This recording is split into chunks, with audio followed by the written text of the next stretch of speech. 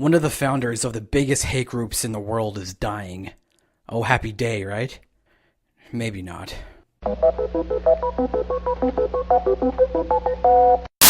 Abnormal topic. Hello everyone, how are you? This is Prime from Abnormal Topic. I just wanted to do a short editorial because there's this topic going around and everyone's talking about it, and I thought that I would talk about it, seeing as it's such a big deal. I'm coming out of my shell just for a little bit, just to, talk about this. Westboro Baptist Church founder Fred Phelps has been announced by his son Nathan on March 15th that he is dying, that he's currently in the hospital, and he's on the edge of death. Now, for pretty much everyone, this is a big deal. Whether you're Christian, Catholic, Mormon, Muslim, atheist, whatever. It's fun to see someone who's been spouting evil for all of his life being in misery and close to death, right? Because I've been seeing a lot of posts about how people are going to celebrate, they're going to dance on his grave, they're going to, have a big party, and that's the natural response, right? Maybe we're going a little bit too far with this, because even though, Nathan, who was excommunicated from the church for seeing through the bull crap, it's still his father, and I would imagine that no matter how evil someone is, the passing of someone's father is a big deal. So should we be looking at Nathan, the rest of his family, instead of what Fred's doing? Because even though that he's been going through all these protests and picketing funerals and saying things like God hates gay people and thank God for IEDs and thank God for war, is it right to leave him alone? Just let him die in peace, even though he's been making, the families of soldiers really mad. I heard a good point from George Takei, the amazing George Takei, that he is an evil man. He's still a person. A stupid one, but he's still a person.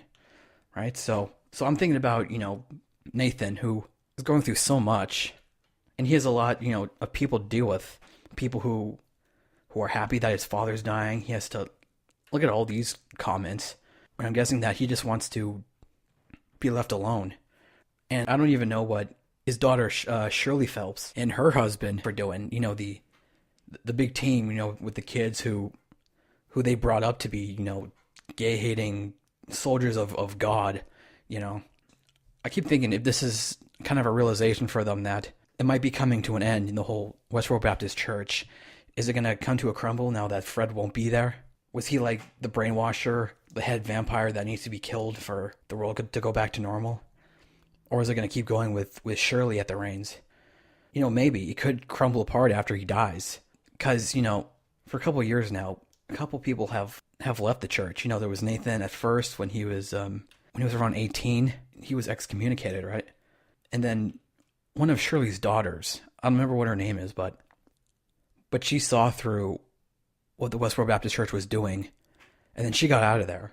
And while she's not happy with what her family's doing, she was still upset that she was away from her family. So this could be like the same thing. And at first I was happy too. I was gonna dance, I was gonna celebrate.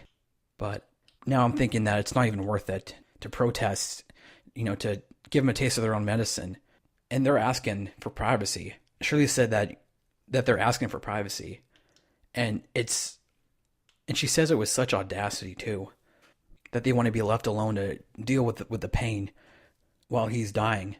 But now that they're on the other end of the stick, they know what it feels like. So hopefully that Shirley kind of realizes what she's doing.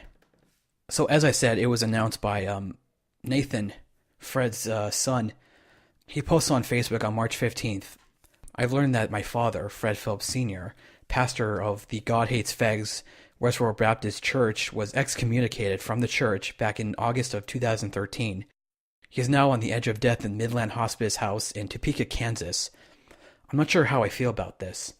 Terribly ironic that his devotion to his God ends this way, destroyed by the monster he made. I feel sad for all the hurt he's caused so many. I feel sad for those who will lose the grandfather and father that they loved. And I'm bitterly angry that my family is blocking the family members who left from seeing him and saying their goodbyes. I'm sure he's conflicted here because he kind of, he left his father who didn't want to deal with him anymore, but he has to look at him in his deathbed. So I'm sure that while he's tearing up, being by the side of his father, he also has to keep in the back of his mind everyone who's rooting for him to die soon.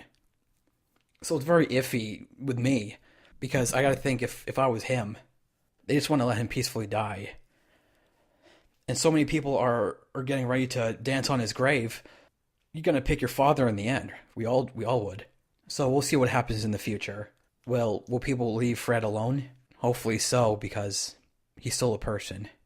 Even though it's fun to taste the sweet drink of vengeance, I don't think he deserves this. Even though he's put people through so much, I understand. Maybe they'll start backing off of the funerals of soldiers, hopefully. Now that he's gone and they want peace and privacy. And if they continue to be the same Westboro Baptist Church, then they'll have one less member, a very important member. And after that, the house of the Westboro Baptist Church will slowly come crumbling down. Hopefully, and rightfully so, because people evolve. And I'm sure it will take a while, but they'll stop being the Westboro Baptist Church, even though extremists don't really change. Let's hope that this does come to a change for them. And I also find it kind of ironic how this is happening the same time that Cosmos is being put on TV. Is this a step in the right direction for science? Or is it just a coincidence? I'm Prime, and this has been a Abnormal Topic Editorial.